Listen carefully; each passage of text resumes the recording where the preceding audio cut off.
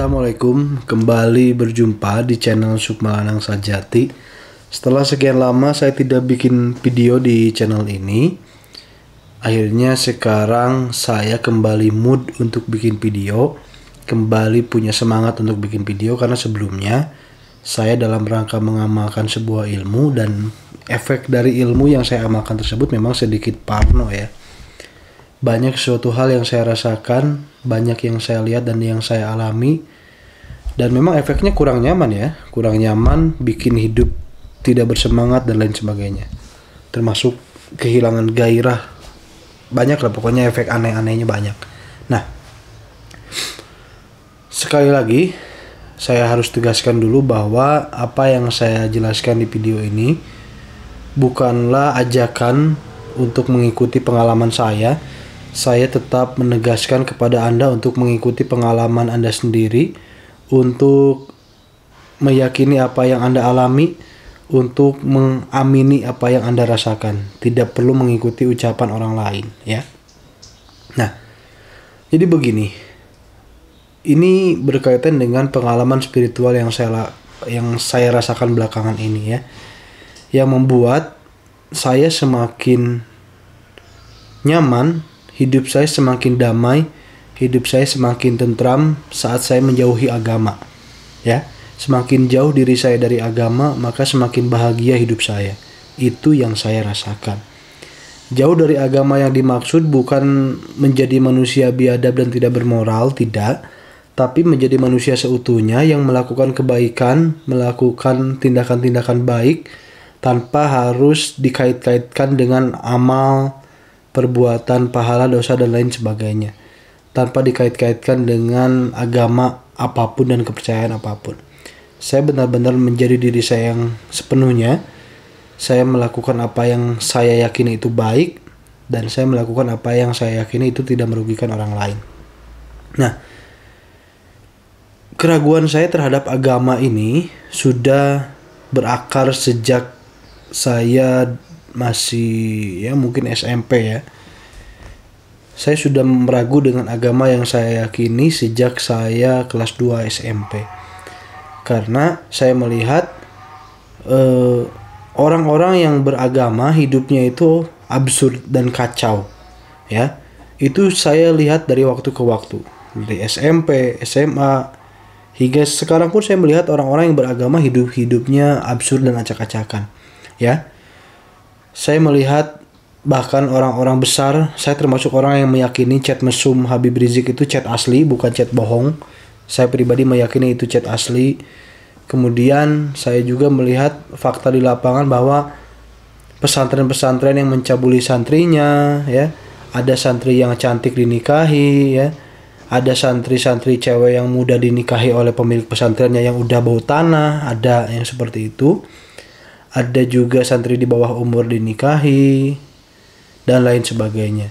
Kemudian saya juga melihat orang-orang yang melakukan poligami, tapi di sisi lain mereka tidak mau anaknya dipoligami. Saya melihat banyak kiai yang banyak pemuka agama yang melakukan poligami, tapi tidak ada anak dari pemuka agama tersebut yang mau dipoligami oleh pihak lain. Nah, di samping daripada itu, di dalam circle keagamaan saya melihat selalu punya alasan untuk menyalahkan orang lain.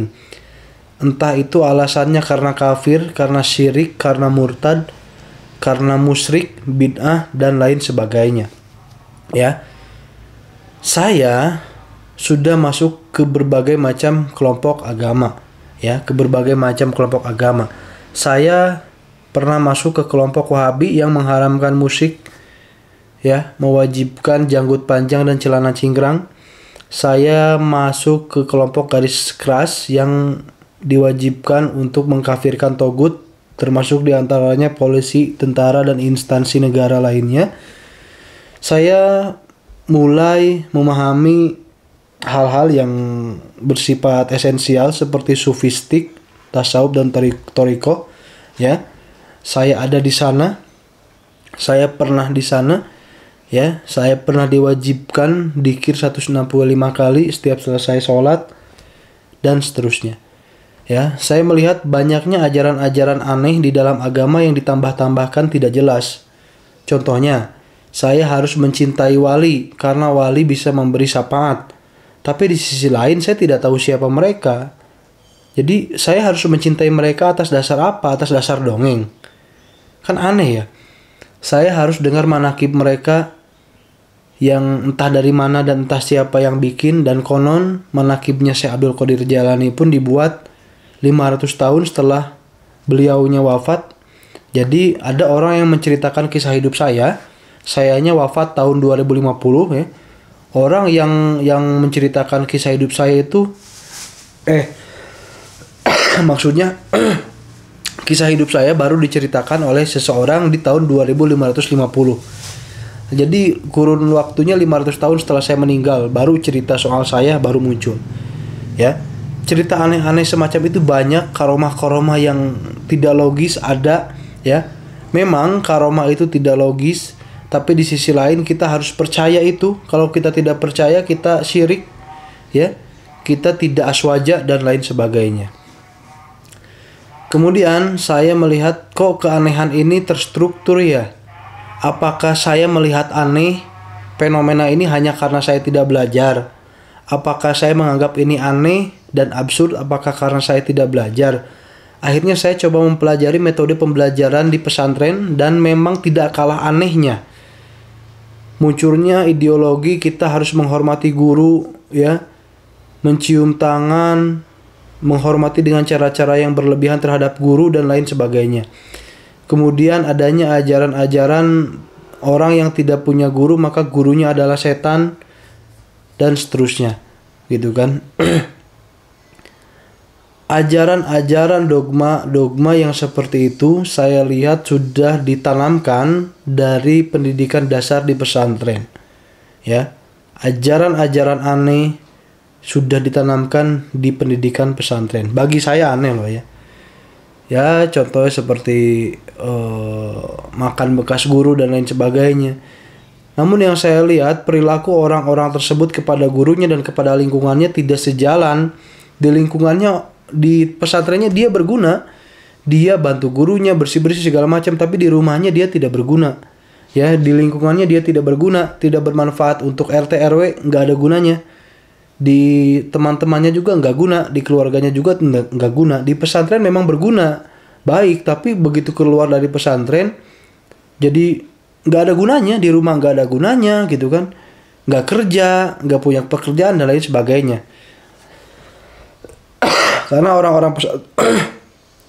orang-orang pesantren ini hanya memakan pendidikan agama, akhirnya begitu mereka keluar pesantren mau tidak mau mereka harus menjual agama untuk dapat uang.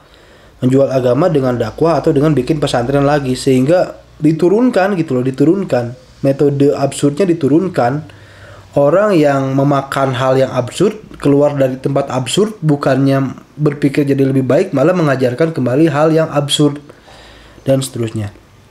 Nah, kebingungan saya menilai hal-hal fisik di luar fisik agama ya, hal-hal dohir agama itu semakin lama dan semakin jauh. Saya mulai mempelajari seluk-beluk fikih. Fikih juga sama bingungnya, sama menyusahkannya bagi saya. Ya, contohnya di mazhab Syafi'i. Di mazhab Syafi'i itu termasuk sayapnya rawon itu, sayapnya itu termasuk bagian dari bangkai. Gitu, bagian dari bangkai. Menyentuh kemaluan batal wudunya dan lain sebagainya. Banyak ajaran-ajaran fikih yang ini saya bahas fikih Syafi'i ya, karena saya menganut fikih Syafi'i. Banyak ajaran-ajaran fikih Imam Syafi'i yang bergantung pada sifat waro dan kehati-hatian dari Imam Syafi'i. Ya. Kita lanjut, baterainya habis, ganti dulu baterai. Di Imam Syafi'i contohnya, mazhab yang saya anut, ajarannya sangat kuat berkaitan dengan sifat waro dan sifat kehati-hatian Imam Syafi'i. Sehingga mazhab Imam Syafi'i itu termasuk mazhab yang paling berat ya di antara mazhab yang lain. Memelihara anjing tidak boleh, menyentuh bulu anjing pun harus dicuci tangannya pakai tanah segala macam. Nah, jadi di fikih juga tidak kalah rumitnya, tidak kalah repotnya. Sehingga saya mulai berpikir ajaran agama ini benar-benar merepotkan dan menyusahkan, bukannya memudahkan hidup tapi malah menyusahkan hidup gitu. Karena banyak aturan-aturan agama yang semakin kita paham maka hidup kita semakin tertekan dan terikat. Saya lebih nyaman saat saya belum memahami agama. Begitu saya memahami agama, ternyata semuanya serba diatur.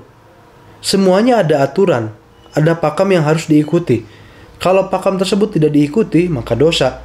Hingga akhirnya hidup saya direpotkan dengan aturan-aturan kehidupan yang mana aturan itu lahir dari orang-orang primitif terdahulu.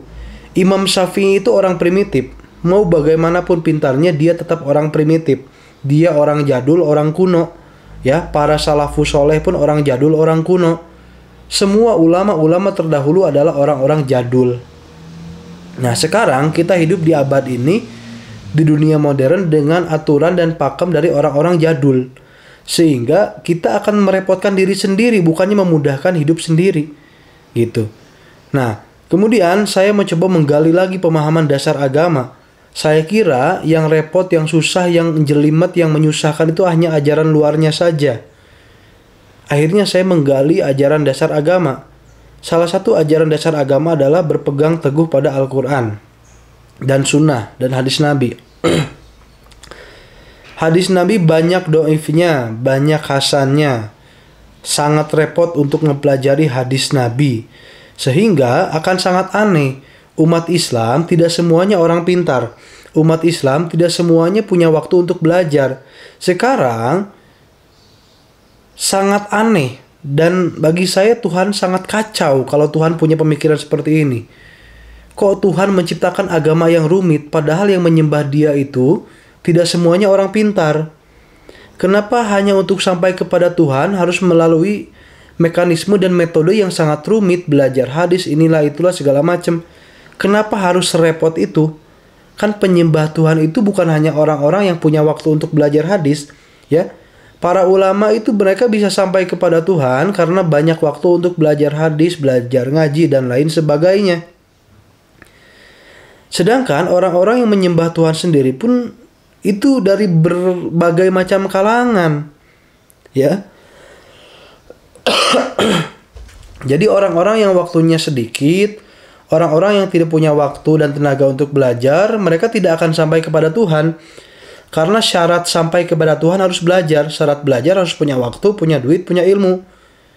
Kebayang orang, contohnya pemulung. Bayangin, orang yang kerja pabrik, orang yang sopir angkot, yang gajinya pas-pasan.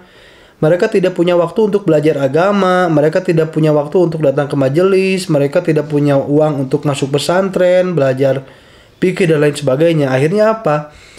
Akhirnya lebih banyak orang yang tersesat jika memang Tuhan memberi syarat harus begini dan begitu, harus hadis, paham ini, paham tafsir segala macam biar sampai kepada Tuhan. Maka justru akan lebih banyak orang yang masuk neraka, akan lebih banyak orang yang tidak sampai kepada Tuhan kalau memang syarat untuk sampai kepada Tuhan seribet itu, ya. Saya perkecil lagi, saya buang hadisnya. Oke, berpegang hanya pada Al-Quran. Berpegang pada Al-Quran tidak kalah repotnya. Kita disuruh berpegang pada Al-Quran, tapi di sisi lain Al-Qurannya bahasa Arab, harus ditafsirkan, harus diterjemahkan, sehingga kita sekarang berpegang pada terjemahan Al-Quran atau pada tafsiran Al-Quran. Sedangkan terjemahan seseorang itu beda-beda tergantung kemampuan dan kecerdasannya di dalam memahami teks dari Al-Quran itu sendiri. Kalau kita berpegang pada terjemahan, kalau kita berpegang pada tafsir Al-Quran, maka setiap orang itu punya cara menafsirkan yang berbeda satu sama lain. Ya. Punya cara yang berbeda satu sama lain. Moodnya jelek, tafsirannya pun pasti acak-acakan. Penafsiran seseorang atas sesuatu hal dipengaruhi oleh pengalamannya, dipengaruhi oleh pemikirannya, dipengaruhi oleh informasi yang dia dapatkan, dipengaruhi oleh lingkungannya, dan lain sebagainya. Itu saya alami. Ya, itu saya alami. Waktu saya ada di kelompok Wahabi, saya menafsirkan Al-Quran sebagai sifat, sebagai teks, sebagai kitab suci yang kaku. Yang kaku. Al-Quran berkata A, saya harus A. Al-Quran berkata, bunuhlah dimanapun kamu menemuinya, saya harus bunuh mereka. Itu penafsiran Wahabi. Masuk ke golongan sufi, golongan orang-orang tasawuf, penafsirannya lebih lembut. Nah, akhirnya saya berpikir bahwa ternyata penafsiran Al-Quran pun beda-beda. Ternyata saat menafsirkan Al-Quran pun dipengaruhi oleh mood, oleh informasi, oleh perasaan orang lain, oleh lingkungan, oleh informasi yang masuk ke dalam pikiran kita, oleh keyakinan kita. Cara menafsirkan si A dan si B itu berbeda karena orangnya berbeda, pengalamannya berbeda, umurnya berbeda, lingkungannya berbeda, keyakinannya berbeda, gurunya berbeda, dan lain sebagainya. Sehingga semuanya serba berbeda, ya. Semuanya serba berbeda. Akhirnya apa? Akhirnya sebenarnya kita selama ini berpegang pada tafsiran orang lain, berpegang pada mood dan perasaan orang lain. Karena kita tidak benar-benar memahami Al-Quran. Kita tidak benar-benar memahami Al-Quran. Kita hanya berpegang pada terjemahan Al-Quran atau pada tafsiran Al-Quran. Ada orang yang membantah omongan saya. Dia bilang, "Oh, makanya belajar ke pesantren." Iya, kan tidak semua orang punya waktu. Belajar ke pesantren pun pesantren yang mana? Kan setiap pesantren pun beda-beda pemahamannya. Belajar ke pesantren yang bersanad. Memangnya sanad menjamin pemahamannya akan sama? Buktinya banyak orang yang diklaim satu sanad tapi tetap berbeda. Ya, Habib Lutfi dan Habib Rizik memangnya enggak satu sanad. Itu kan sama-sama Alawiyin, tapi berbeda caranya kan? Penafsirannya juga berbeda kan? Soal negara berbeda kan? Habib Rizik mendukung ISIS kan? Habib Lutfi tidak mendukung ISIS kan? Dan lain sebagainya. Ya. Akhirnya saya mentok saat mencoba memahami agama dalam konteks lahiriah, dalam konteks fisik. Saya mencoba memahami agama dalam konteks spiritual. Di dalam spiritual, saya mengalami hal yang jauh lebih unik. Saya mengalami hal yang jauh lebih ekstrim. Karena apa? Karena ini saya tidak bisa menjelaskan pengalaman, perasaan, dan apa yang saya lihat. Kalau teman-teman saya ada yang pernah mengalami hal yang sama, contoh ya, ada Habib Haikal, mungkin ada Dr. Iwan, ada Ceng Jauhari, dan lain sebagainya yang pernah mengalami pengalaman spiritual yang unik dengan saya. Nah, itu yang saya alami dengan mereka. Yang saya alami seorang diri jauh lebih berat daripada itu. Yang saya rasakan seorang diri jauh lebih ekstrim daripada itu. Gitu. Nah, begitu saya mencoba menggali agama dan Tuhan secara spiritual, yang saya temukan jauh lebih unik. Saya mulai menyadari ternyata semua manusia ini, orang-orang yang beragama, mereka itu hampir semuanya tidak bisa jujur kepada dirinya. Oke lah, kalau kita berbohong atas nama diri pribadi, atas kepentingan pribadi. Tapi kalau kita berbohong atas agama, tapi kalau karena agama kita berbohong, ini rasanya kacau ya. Ini rasanya kacau. Contoh, di dalam ajaran agama kita harus, contoh deh paling dasar, asyhadu, syahadat. Syahadat itu artinya aku bersaksi. Nah sekarang, apa yang disaksikan? Apa yang disaksikan? Kita tidak menyaksikan apapun. Ya. Nah, banyak dalil-dalil dan dasar-dasar agama yang sebenarnya mentok, yang sebenarnya ambigu. Masalahnya umat Islam terlalu egois. Mereka tidak mau mengakui, mereka tidak mau jujur bahwa agamanya ambigu. Mereka tidak mau jujur bahwa agamanya mentok. Mereka tidak mau jujur bahwa agamanya ambigu. Bukan hanya Islam, Nasrani, Yahudi, Hindu, Buddha jauh lebih ambigu lagi.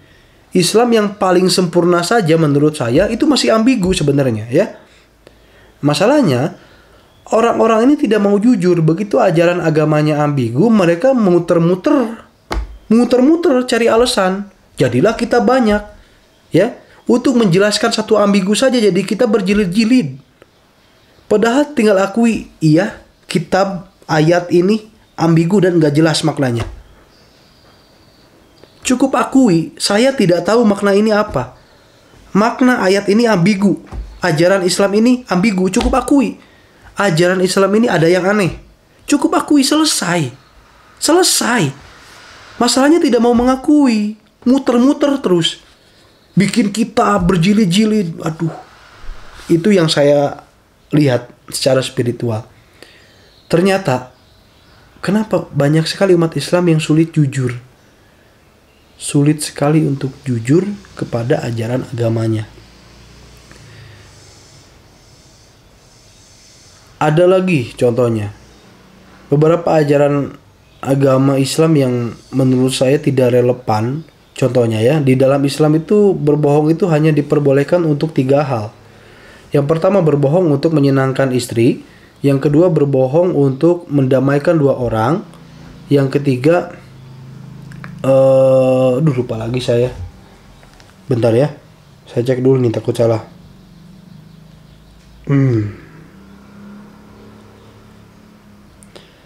Berbohong dalam peperangan, berbohong kepada istri, berbohong untuk mendamaikan orang yang bertikai. Itu 3 kebohongan yang diperbolehkan oleh Islam. Selain daripada itu tidak diperbolehkan.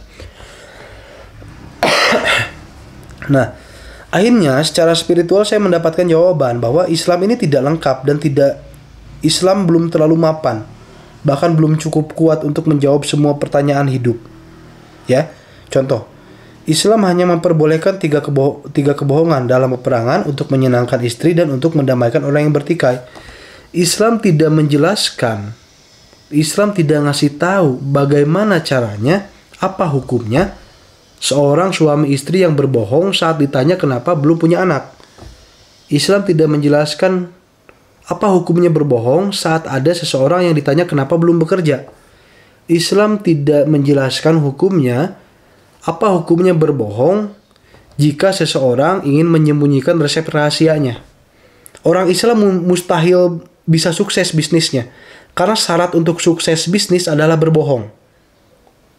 Syarat untuk sukses bisnis adalah berbohong. Kalau Anda sukses bisnis, saya tanya resep rahasia Anda harus berbohong kepada saya. Dengan cara apapun itu. Bisa jadi, aduh saya nggak bisa ngasih tahu, ya. Aduh, ini bahaya. Aduh, ini misalkan belinya jauh, ya. Karena apa? Karena kalau resep rahasia Anda beritahu kepada orang lain, bisnis Anda bangkrut. Dan orang Islam mau berbohong dilarang. Menyembunyikan resep rahasia dilarang.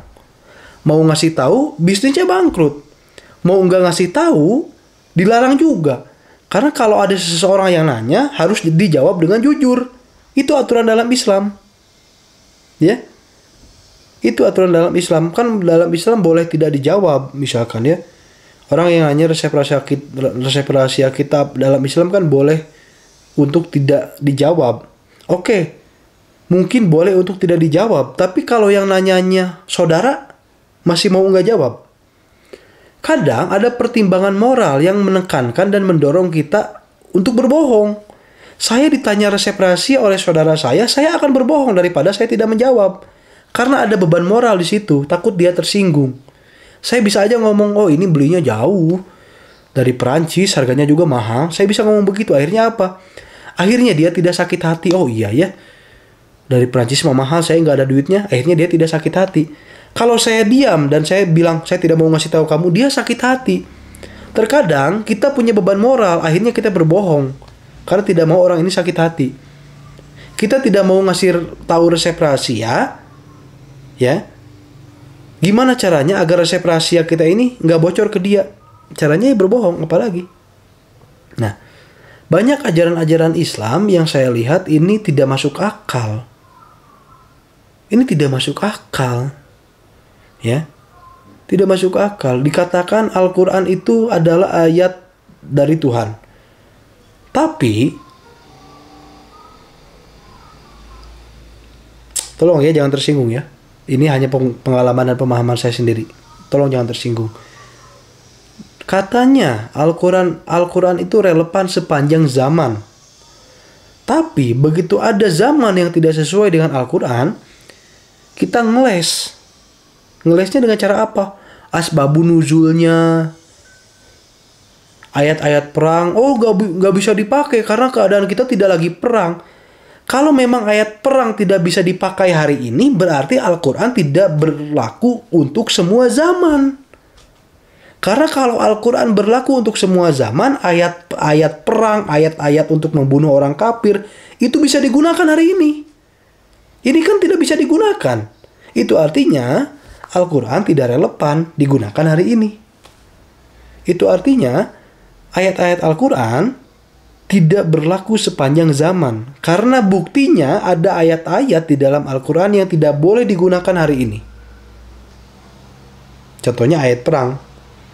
Ayat soal perang.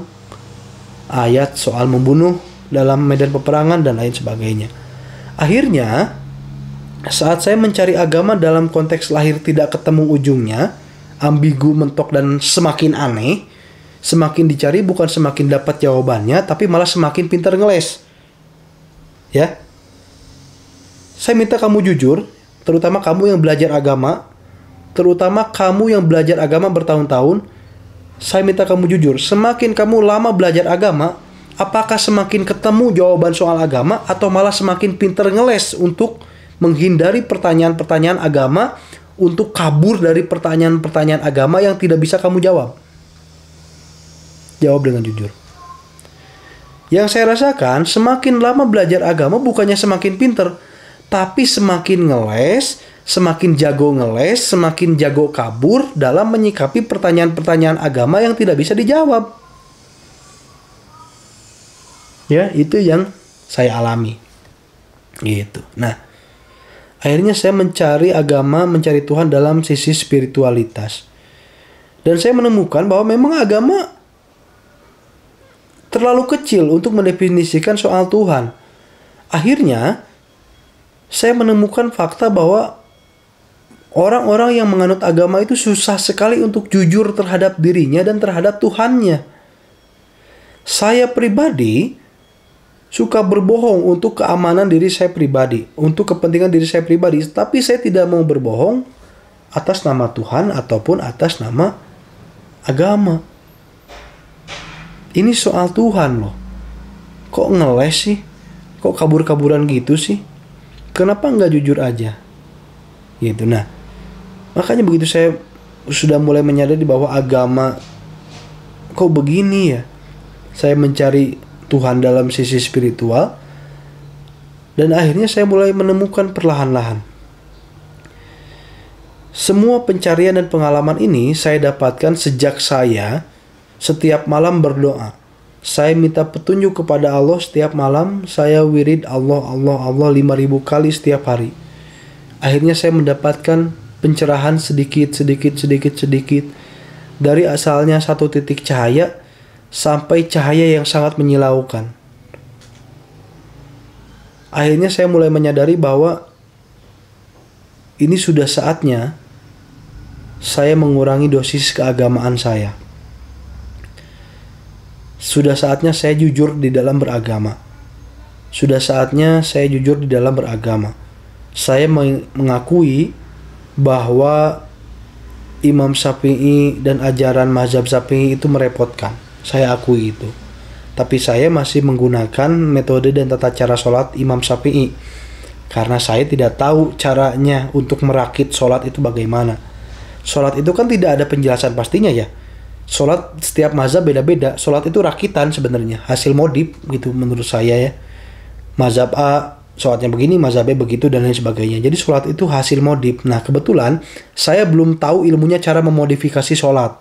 Makanya saya masih menggunakan sholat versi Imam Syafi'i. Gitu. Nah, saya akui mazhab Imam Syafi'i sedikit rumit dan menyusahkan. Tapi saya tidak mau ego. Saya harus jujur bahwa saya tidak cukup pintar untuk memodifikasi sholat. Makanya saya masih sholat dengan cara Imam Syafi'i. Itu. Kemudian, saya masih mencari tahu siapa Nabi Muhammad. Saya masih mencari tahu alasan kenapa saya harus mencintai Nabi Muhammad. Apa jasa dia. Apa manfaat dia untuk saya. Dan kenapa saya harus mencintai dia. Karena banyak orang-orang yang sok-sokan cinta Nabi, tahu aja enggak. Tahu dari mana? Apa jasanya? Tahu dari mana? Cinta Nabi. Oh, jasa Nabi begini begitu. Tahu dari mana? Itu kan sirah nabawiyah. Apa bedanya? Itu seperti riwayat sirah nabawiyah itu. Kisah-kisah Nabi itu seperti riwayat, ya. Seperti biografi, ya. Kisah seseorang gitu loh. Gitu. Nah, cinta Nabi. Jangan bohong lah. Apanya yang harus dicintai? Apanya? Kamu tahu apa soal Nabi? Saya pribadi belum tahu banyak informasi soal Nabi. Jadi, saya belum bisa sampai pada titik mencintai Nabi sepenuh hati. Belum bisa. Karena saya belum tahu apa-apa. Saya masih mencari tahu. Saya harus jujur. Ya, saya harus jujur itu. Saya tidak mau membohongi diri saya. Apalagi urusannya soal agama, soal Tuhan, dan lain sebagainya. Begitu ya. Saya tidak mau membohongi diri saya. Nah, saya melihat banyaknya kemunafikan atas nama agama. Akhirnya, saya mulai undur diri satu langkah dari agama dan saya menekuni bidang spiritualitas. Saya mulai mempraktekkan hal-hal baik. Saya mulai berguna untuk keluarga saya, untuk lingkungan saya, untuk teman-teman saya, tanpa peduli adanya surga dan neraka, tanpa peduli adanya Tuhan atau tidak ada Tuhan, tanpa peduli perbuatan baik saya dicatat atau tidak dicatat, tanpa peduli perbuatan baik saya jadi pahala atau jadi dosa, tanpa peduli efek dari perbuatan baik saya akan menjadi baik kepada saya atau tidak, tanpa peduli perbuatan baik saya akan dibalas atau tidak. Sekarang, yang saya lakukan hanya beribadah dengan sholat. Saya hanya wirid, amalan-amalan yang saya yakini itu baik buat saya, yang saya yakini itu bermanfaat buat saya. Saya hanya sholat untuk menyembah Tuhan dan berbuat baik untuk sesama. Katanya mau undur diri dari agama, tapi kenapa masih sholat? Karena saya belum tahu cara menyembah Tuhan dengan cara lain. Saya bukan nabi, saya tidak mendapatkan perintah sholat langsung dari Tuhan. Saya belum bisa sampai kepada Tuhan dan menerima metode dan tata cara ibadah dan menyembah Tuhan itu gimana, saya belum dapat itu. Makanya saya sholat. Terkecuali Tuhan sudah memberikan saya cara beribadah kepada Dia, baru saya mau ninggalin sholat, baru saya mau berhenti sholat. Selama saya belum mendapatkan cara lain untuk beribadah kepada Tuhan, saya masih akan tetap sholat. Ya. Lalu, apa makna mengurangi dosis agama? Mengurangi dosis agama yang dimaksud adalah saya ingin menghilangkan paradoks-paradoks keagamaan. Saya ingin membuang jauh-jauh dongeng dan doktrinasi agama yang membuat saya tidak nyaman. Saya membuang jauh-jauh surga neraka. Saya tidak peduli apa itu syafaat.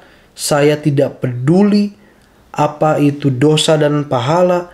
Saya tidak lagi peduli hisab itu berapa lama. Saya tidak lagi peduli alam kubur. Saya tidak lagi peduli apapun yang diajarkan dan didoktrinkan oleh orang-orang yang menganut agama kepada saya.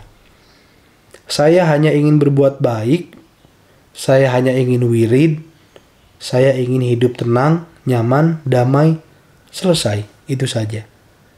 Karena ada yang lebih tinggi daripada rukun iman. Kita memang harus mengimani Al-Quran. Kita memang harus mengimani Nabi. Kita memang harus mengimani malaikat. Tapi, bagi saya yang lebih tinggi dari iman itu adalah jujur. Saya mengimani rukun iman dengan kejujuran. Saya mengimani Nabi Muhammad, tapi saya tidak tahu siapa Muhammad. Saya mengimani malaikat, tapi saya tidak tahu malaikat itu bagaimana. Saya mengimani hari kiamat tanpa saya ketahui kiamat itu seperti apa. Saya mengimani Tuhan tanpa saya melihat Tuhan itu bagaimana. Semua yang kita imani adalah sesuatu hal yang tidak bisa kita lihat. Semua yang kita imani adalah sesuatu hal yang tidak bisa kita pegang. Semua yang kita imani adalah sesuatu hal yang tidak dapat terlihat. Kalau kita mengimani yang tidak terlihat, tidak tergambar, tidak tersentuh, tidak bisa dipandang dan dicium, apa bedanya iman dengan tidak tahu? Apa bedanya iman dengan tidak tahu? Ya. Beriman tidak sama baterai. Ini ada baterai kan? Beriman. Itu bukan beriman, karena kamu masih bisa melihatnya. Sekarang begini, beriman gak sama baterai? Beriman, tanpa kamu melihatnya. Lalu, jika kamu meyakini sesuatu tanpa kamu melihatnya, apa bedanya iman dengan tidak tahu? Sama-sama tidak terlihat, sama-sama tidak bisa dibuktikan, sama-sama tidak bisa diraba, sama-sama tidak bisa dicium, sama-sama tidak bisa dirasakan, sama-sama tidak bisa terbukti. Tapi kan saya mengamalkan ilmu rezeki, efeknya tajrib. Iya, memang saya juga mengamalkan ilmu begitu, efeknya tajrib ya. Tapi kalau soal Tuhan, bukan soal duit doang, bos. Bukan soal duit doang. Ya. Tuhan itu bukan hanya Ar-Razzaq, tapi ada Al-Malik, ada Al-Jabbar, Al-Qahar, dan lain sebagainya, ya. Bukan soal Ar-Razzaq doang, Tuhan itu lebih luas dari itu, ya. Jadi meskipun saya punya banyak pengalaman soal ilmu hikmah, efek kerejekian lah, efek inilah, itulah, banyak lagi efek lain-lain sebagainya, melihat jin lah, inilah, itulah, segala macam. Tapi itu terlalu kecil untuk menjabarkan iman yang sangat luas. Terlalu kecil untuk menjabarkan iman yang sangat luas. Sama halnya seperti begini. Kamu beriman ada harimau karena kamu melihat bulunya. Melihat bulu coklat lalu beriman adanya harimau. Bulu itu bagian dari harimau tapi bukan harimau. Karena yang coklat itu, ya, bisa jadi bulu harimau, bisa jadi bulu kucing, bisa jadi bulu anjing, dan lain sebagainya. Jadi untuk mendefinisikan dan meyakini hal yang sangat besar, tidak hanya dibutuhkan hal yang kecil. Boleh kamu meyakini hal yang kecil sebagai tanda adanya yang besar. Tapi yang besar tetap tidak diketahui. Oke, kamu beriman. Oh iya, ini adalah bulu harimau. Beriman pada bulu harimau. Kalau ditanya, harimaunya kayak gimana? Ya nggak tahu. Harimaunya berapa kilo? Ya nggak tahu. Harimaunya setinggi apa? Ya nggak tahu. Cukup begitu selesai. Jangan ngeles. Yang bikin ngeles itu karena kamu meribetkan dirimu sendiri. Yang bikin kamu rusak itu karena kamu pintar ngeles. Ada bulu harimau, terus ditanya, harimaunya gimana? Kamu nggak tahu kan? Tapi kamu ngeles. Oh, harimaunya bentuknya seperti ini.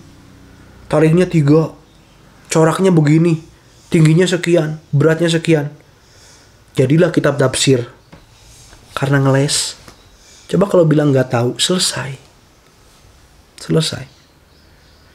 Masalah bulu harimau ini bisa jadi kitab tafsir berjilid-jilid kalau kamu pintar ngeles. Kalau kamu ngomong tidak tahu, urusannya selesai di situ. Ini bulu harimau. Iya, saya mengimani bulu harimau. Harimaunya bagaimana? Tidak tahu. Selesai.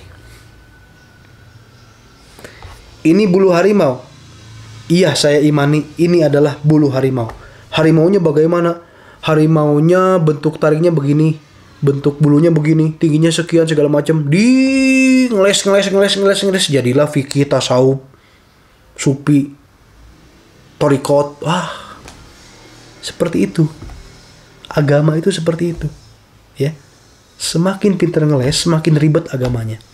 Semakin jago ngeles, semakin banyak teori agamanya.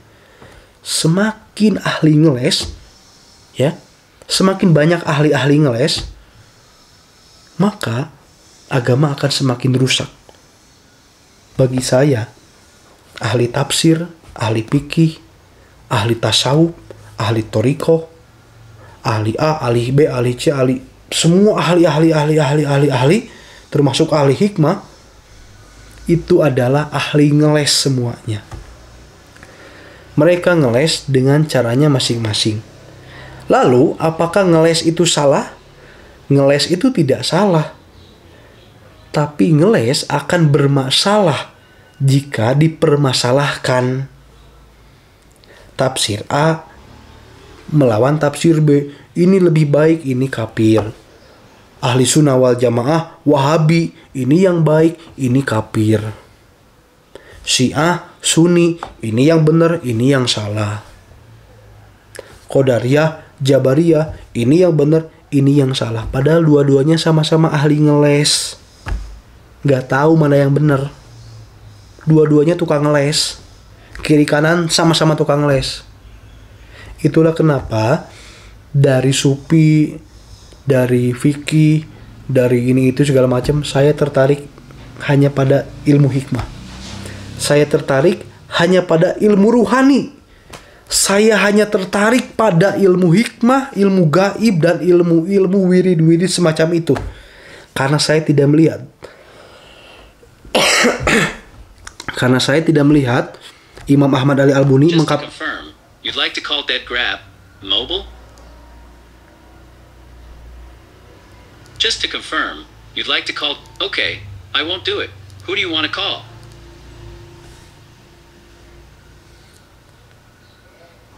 Nah, lanjut ya. Jadi begini, itulah kenapa saya hanya tertarik pada ilmu hikmah dibanding cabang ilmu agama yang lainnya. Karena saya tidak melihat Imam Ahmad Ali Al-Buni mengkafirkan Syed Hussein Falaki, nggak ada. Saya tidak melihat Syekh Ahmad Ali Al-Buni mengkafirkan Syekh Ibnu Haji Talamasani, nggak ada. Saya juga tidak melihat, tidak membaca keterangan kitab Syekh Ibnu Sina menyalahkan, menyesatkan, misalkan ya, Imam Ghazali dalam kitab hikmahnya. Tidak ada. Yang saya lihat, yang saya alami, mungkin Anda mengalami ya, silakan Anda cari pengalaman sendiri. Di dalam ilmu hikmah tidak ada budaya saling menyalahkan. Beda sama sufi, beda sama fikih. Minimal salah-salahin adalah, meskipun gak ekstrim, tapi menyalahkan pasti ada. Menyalahkan pasti ada. Mengkoreksi ajaran orang lain pasti ada. Suka mengkoreksi pemahaman orang lain pasti ada. Di fikih, di tasawuf, di apapun pasti ada. Yang saya alami ya, mungkin pemahaman saya salah, terserah, saya nggak peduli karena ini pengalaman saya. Pengalaman kamu ya pengalaman kamu, pengalaman saya ya pengalaman saya, ya, gitu. Masih untung kalau kamu mau jujur pada pengalamanmu seperti saya jujur pada pengalaman saya. Nah, itulah kenapa saya tertarik pada ilmu hikmah. Dari sekian banyak cabang ilmu-ilmu yang ada di dalam agama Islam. Dan ilmu hikmah tidak pernah mengklaim dirinya sebagai cara terbaik untuk mencapai kepada Tuhan. Ilmu hikmah cuma ngajarin caranya jadi orang kaya, ngajarin caranya disukai banyak orang, disegani banyak orang, ya. Ilmu hikmah ngajarin caranya banyak harta, gimana caranya jual tanah, gimana caranya halimunan tidak terlihat, gimana caranya istihdam, dan lain sebagainya. Itu jujurnya ilmu hikmah yang paling saya suka. Ilmu hikmah gak ngomong inilah ilmu untuk mencapai kepada Allah. Kalau nggak pakai ilmu ini sesat. Nggak ada di hikmah yang begitu mah, nggak ada. Di kitab Imam Ahmad Ali Al-Buni nggak ada yang kayak begitu. Ya, saya lihat, saya pelajari, nggak ada. Ngajarinya ilmu rezeki, ilmu pengasihan. Ya jujur-jujur aja lah. Tidak berat-berat ya. Kalau yang lain kan berat-berat pembahasannya. Salah sedikit bid'ah. Salah sedikit kufur. Salah sedikit kafir. Qadariyah, Jabariyah, Mu'tazilah, Aswaja. Salah sedikit kafir. Asy'ari lawan Mu'tazilah, kafir. Wah, ribet banget. Di ilmu hikmah nggak ada. Nggak ada. Ilmu hikmah mah kalem. Yang diajarin apa? Rezeki. Yang diajarin apa? Jalbi. Apa tuh? Jalbil qulub. Menarik hati orang. Yang diajarin apa? Mendapat kabar dari jarak jauh. Yang diajarin apa? Melihat sesuatu hal dari balik tembok, ya. Misalkan saya di sini tapi saya bisa melihat di belakang tembok itu ada apa. Bisa kayak begitu. Itulah kenapa saya hanya konsen mempelajari ilmu hikmah, bukan ilmu yang lain. Karena selama ini ilmu-ilmu yang lain terlalu ribet dan tidak membuat hati tenang. Thariqah tidak membuat saya tenang, suluk tidak membuat saya tenang, ilmu fikih tidak membuat saya tenang, ilmu agama tidak membuat saya tenang. Yang membuat saya tenang hanyalah ilmu hikmah. Hidupnya enjoy, enggak mikirin ini itu. Ilmu rezeki, wirid rezeki doang, duitnya banyak, bisa bermanfaat bagi sesama. Selesai. Ya. Itulah pengalaman saya, dan semoga pengalaman ini bisa menjadi pecutan untuk Anda agar semakin jujur dalam beragama. Saya masih tetap sholat karena saya tidak tahu cara menyembah Tuhan gimana. Kalau Tuhan datang kepada saya, kalau Allah datang kepada saya ngasih tahu nih cara ibadah kepada Allah, baru saya berhenti sholat. Tapi kan saya bukan nabi, saya bukan orang suci, saya bukan orang baik, saya orang biasa-biasa aja. Saya banyak salahnya, saya banyak dosanya, ya. Makanya saya masih tetap sholat karena saya tidak punya cara lain, saya tidak punya jalan lain untuk menyembah Tuhan selain dengan sholat. Semoga Anda menjadi lebih jujur.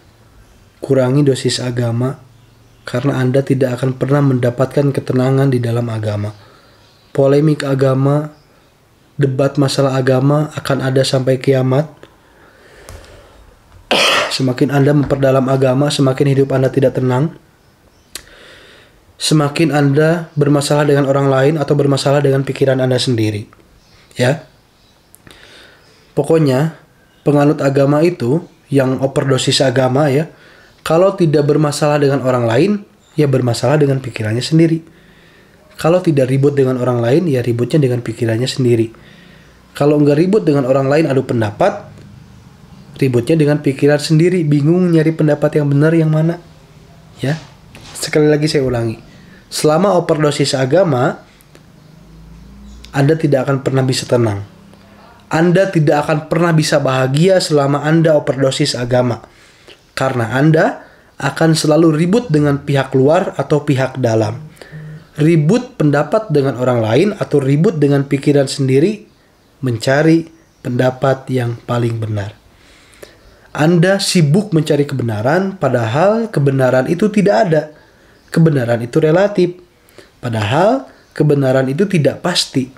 Anda sibuk mencari sesuatu hal yang tidak pasti, karena Anda sudah didoktrin bahwa Anda harus menjadi manusia benar. Umat beragama selalu didoktrin untuk menjadi manusia benar, bukan menjadi manusia baik. Ya, umat beragama selalu didoktrin untuk menjadi manusia benar, bukan menjadi manusia baik.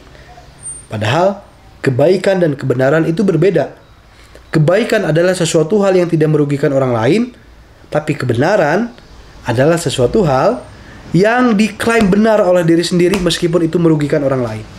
Jangan pernah mencari kebenaran, karena Anda tidak akan pernah mendapatkan itu. Sampai mati Anda tidak akan pernah mendapatkan kebenaran.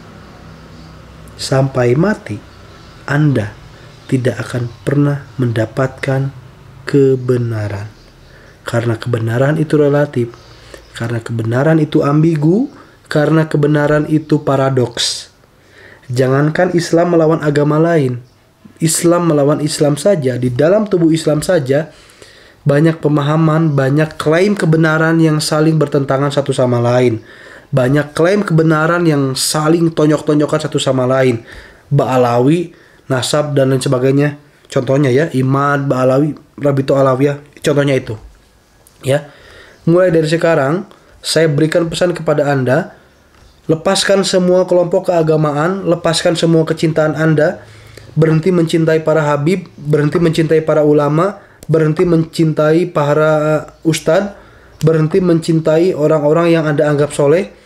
Berhenti mencintai semuanya. Jadilah manusia yang kosong. Jangan terdoktrin kalau tidak cinta Habib nggak dapat syafaat.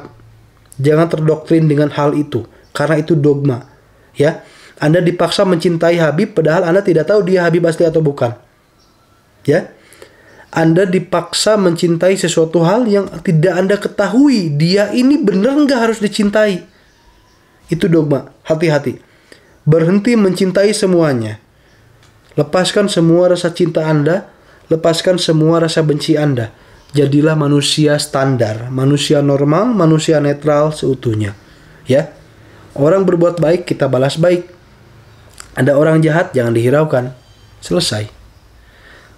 Ada orang baik, balas baik. Ada orang jahat, jangan dihiraukan. Tapi kalau keterusan berbuat jahat, kita kasih konsekuensi. Bukan balasan, tapi konsekuensi. Ya. Bukan balasan, tapi konsekuensi. Konsekuensi dan balasan itu berbeda. Jika balasan adalah menggunakan emosi, ya. Jika balasan itu menggunakan emosi, contohnya, dia nusuk, kita nusuk, itu balasan. Dia nonjok, kita nonjok, itu balasan. Tapi konsekuensi, dia nonjok, kita laporin, plus minta ganti rugi, plus bawa ke pengadilan. Sebenarnya, kalau kita mau main konsekuensi, efeknya jauh lebih berat daripada sekedar balasan. Oke? Begitu. Nah, semoga Anda jadi lebih jujur. Pesan saya, lepaskan semua rasa cinta Anda, jadilah kosong. Isi adalah kosong, kosong adalah isi. Semakin Anda mengosongkan diri Anda, maka semakin isi jiwa spiritual Anda. Semakin Anda mengosongkan dohir Anda dari segala hal kecintaan dan kebencian terhadap semua di dunia, terhadap semua hal di dunia, maka semakin isi batin Anda. Semakin fisik Anda kosong, maka batin Anda akan semakin terisi. Kosongkan diri Anda, perjalanan spiritual masih jauh. Karena yang Anda dengar dari tadi, omongan yang Anda dengar dari tadi, itu baru 5% dari total 100% pengalaman yang saya alami.